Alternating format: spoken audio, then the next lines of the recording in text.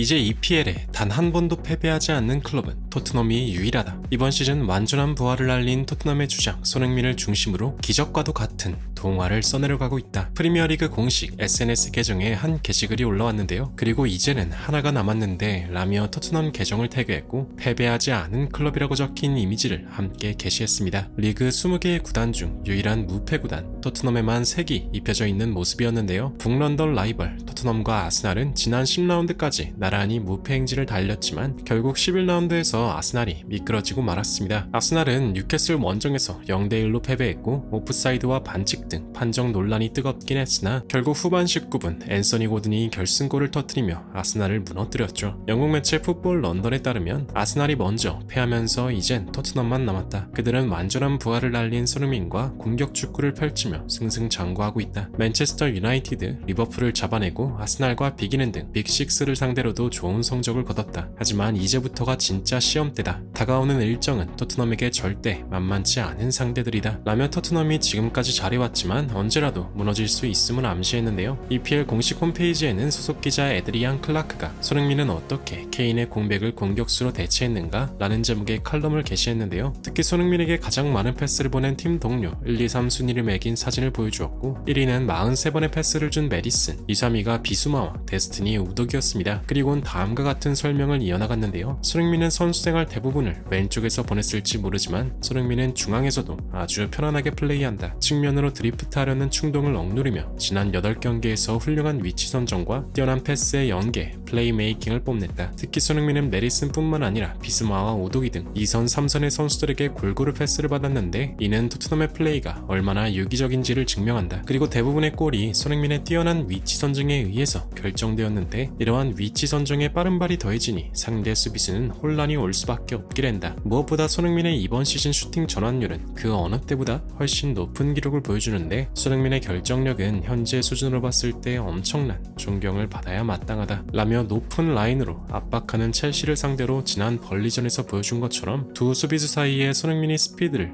폭발시킬 수 있는 공간만 남겨둔다면 아주 효과적으로 첼시를 무너뜨릴 수 있을 것이라 평가했습니다. 이렇게 많은 분석가들이 이야기하는 것처럼 손흥민이 원톱으로서 보여준 활약들은 토트넘의 공격 축구의 핵심이며 주장 완장을 달고 보여준 헌신과 모범은 현 EPL의 모든 클럽 중에서 가장 뛰어난 리더십이라며 극찬을 표하고 있는데요. 이러한 분위기 속 축구 팬들의 눈길을 끄는 소식이 전해져 화제가 되고 있습니다. 영국 매체 안필드 와치에서는 한국 시간 5일 토트넘 주장 손흥민은 현재 포스테코글루의 핵심이자 클럽의 위대한 선수이지만 2022년 여름에 리버풀 선수가 될 수도 있었다 라고 보도했습니다. 2022년 당시 리버풀이 손흥민을 노렸다는 사실은 모두가 알고 계실 텐데요. 당시 매체는 위르겐 클롭 감독은 손흥민의 열렬한 팬이며 리버풀은 토트넘이 챔스 진출에 실패한다면 손흥민에게 막대한 이적료를 투입해 영입하려고 했다 라고 보도해 큰 화제를 몰기도 했었습니다. 하지만 당시 토트넘은 중도 부임한 콘테 감독 체제에서 손흥민이 득점왕을 달성하는 눈부신 활약으로 결국 시즌 막판 아스날을 누르고 4위를 차지하면서 챔피언스 진출 티켓을 차지했었죠. 현재 리버풀은 리그 3위에 올라있긴 하지만 여전히 경기력에는 의문부호가 남습니다. 지난 11라운드 승격팀인 루턴타운과의 경기에서 전체 슈팅 24대 8이라는 압도적인 격차에도 6번의 빅찬스 미스라는 어이없는 결정력을 보이며 결국 1대1 무승부를 거두었는데요. 리버풀의 감독 위르겐 클롭은 경기 후 기자회견을 통해 공격수들은 잘 해내었지만 결국 결정력이 아쉬운 경기였다. 디아스의 결승골은 멋졌지만 아쉬움이 남는 건 어쩔 수 없다 라며 무승부에 대한 아쉬움을 표했는데요. 지금 손흥민은 토트넘에서 최고의 경기력을 펼치며 EPL을 대표하는 공격수로 활약 중이지만 만약 그가 세계적인 명문 리버풀에 갔을 경우 어떤 모습을 보여줄지 상상해본 팬들도 적지 않을 텐데요. 특히 리버풀엔 세계 최고의 명장 중 한 명인